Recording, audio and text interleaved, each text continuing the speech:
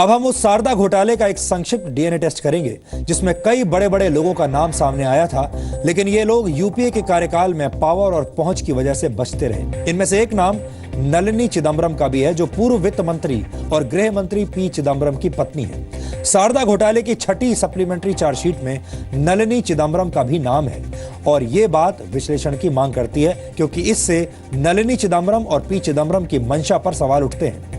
शारदा घोटाले की जांच कर रही सीबीआई ने सोमवार को जो छठी सप्लीमेंट्री चार्जशीट दाखिल की है, उसमें नलिनी चिदंबरम का नाम लिया गया है। हालांकि नलिनी चिदंबरम का नाम घोटाले के आरोपी या फिर किसी गवाह के तौर पर नहीं है, बल्कि उस प्रिवी के तौर पर है, जिसे एक टीवी चैनल की विवादास्पद डील के बारे में गुप्त जानकारियां थीं। नलिनी चिदंबरम शारदा घोटाले की ही एक आरोपी मनोरंजना सिंह की वकील रह चुकी हैं, और उन पर आरोप है कि उन्हें टीवी चैनल की डील कराने के लिए शारदा घोटाले की रकम से 1 करोड़ रुपए की फीस दी गई। आपको बता दें कि शारदा घोटाले में नलिनी चिदंबरम का नाम पहली बार अप्रैल 2013 में आया था, जब शारदा घोटाले के मुख्य आरोपी सुदीप्तो सेन की सीबीआई को लिखी एक चिट्ठी सामने आई थी।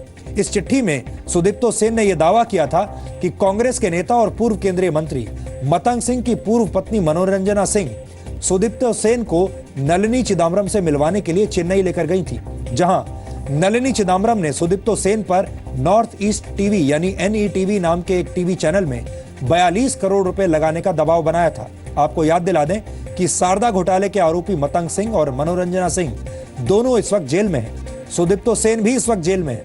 सुदीप्तो सेन का दावा था कि टीवी चैनल की डील को खुद नलिनी चिदंबरम ने तैयार किया था, यानी वर्डिंग उनकी थी, और इसमें अपनी कंसल्टेंसी फीस भी उन्होंने तय की थी, जिसके तहत नलिनी चिदंबरम को 1 करोड़ रुपए दिए गए थे। यह लीगल फीस थी।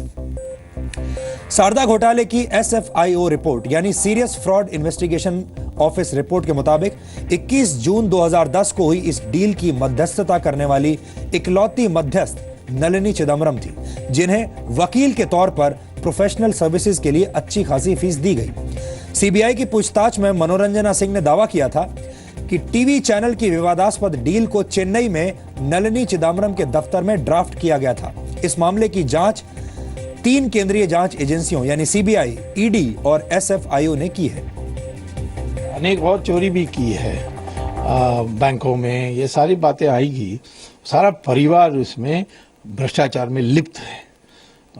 बाप मियाँ बीबी माने चिदंबरम और नलिनी, और उसकी बेटा कार्तिक, और हो सकता है उसकी बहू भी, ये सारे लोग कहीं ना कहीं एक दिन जेल जाने लायक हैं। और परंतु खेद की बात है कि इतने उच्च पदों में बैठने वाले लोग, इतनी लालच और इतनी लूट से हमारी देश के क्या इतनी बड़ी कैंसर हो गई है करप्शन। इसमें उसको सफाई करने के लिए हमें 20 साल लगेगी। सीबीआई के बारे में सुप्रीम कोर्ट की टिप्पणी है कि ये तोता है, और तोता अपने मालिक के इशारे पे टर टर करता है। पहले इसकी मालिक यूपीए सरकार थी, अब इसकी मालिक एनडीए सरकार है। लेकिन अदालत के अंदर जो चल रहे मुकदमे हैं उस पर मुझे कोई टिप्पणी नहीं करनी है, उसमें कानून अपना काम कर। श्री चिदंबरम नामी ग्रामी वकील और बड़े नेता हैं, और अपना डिफेंस करने के लिए वो काफ़ी सक्षम है। इसमें कांग्रेस को मालूम है कि उनके नेता कहां-कहां किस-किस घोटाले में युक्त है, और क्योंकि बीजेपी के खिलाफ वो कुछ भी ऐसे मुद्दा उठा नहीं पाए, इसलिए ये सीबीआई के ऊपर प्रश्न चिन्ह करके इस मामले में भी आप देखेंगे बहुत जल्दी कोई ना कोई एक प्रेस कॉन्फ्रेंस करेगा, और उसमें ये कहा जाएगा कि रिवेंज पॉलिटिक्स की जा रही है। लेकिन उनको ये समझना चाहिए कि जुडिशियरी में सिर्फ एविडेंस चलता है। देखिए, मुझे इसकी कोई जानकारी नहीं है, पर ये सरकार दुर्भावना से काम करती है, और जो भी इस तरह के आरोप लगे हैं वो गलत साबित हुए हैं, और भविष्य में भी ऐसा ही होगा।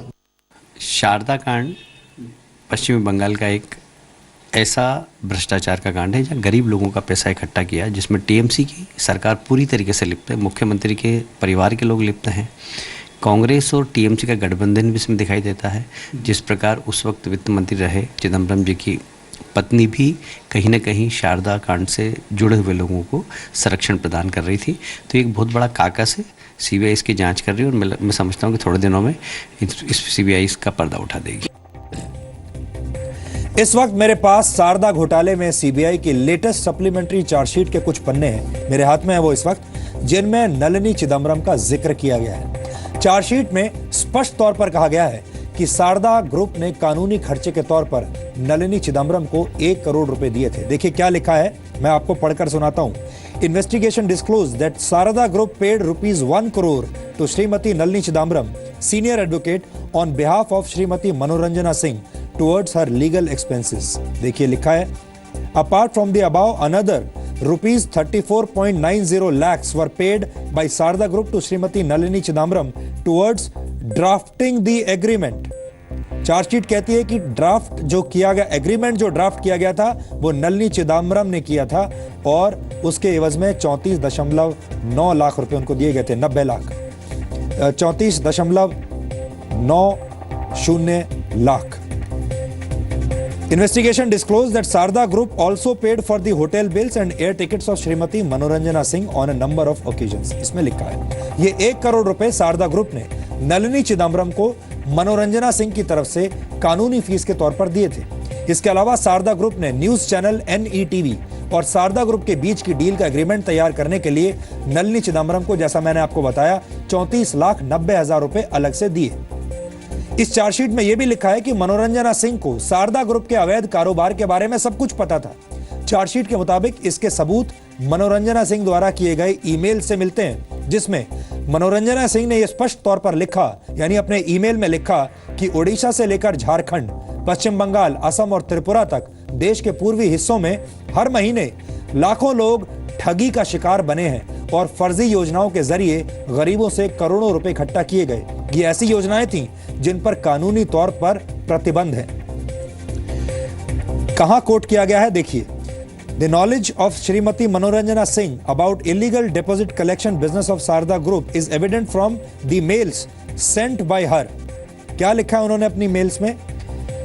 Lakhs of people are being cheated every month and crores of money is being raised from poor in the eastern zone, starting from Orissa, Jharkhand, West Bengal, Assam and Tripura, where he is raising money in schemes that are banned under law.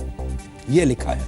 Chargesheet में लिखा है कि Sharda group के अवैध कारोबार को जानते हुए भी मनोरंजना सिंह अपने व्यवसायिक फायदे के लिए शारदा ग्रुप से पैसे लेती रही।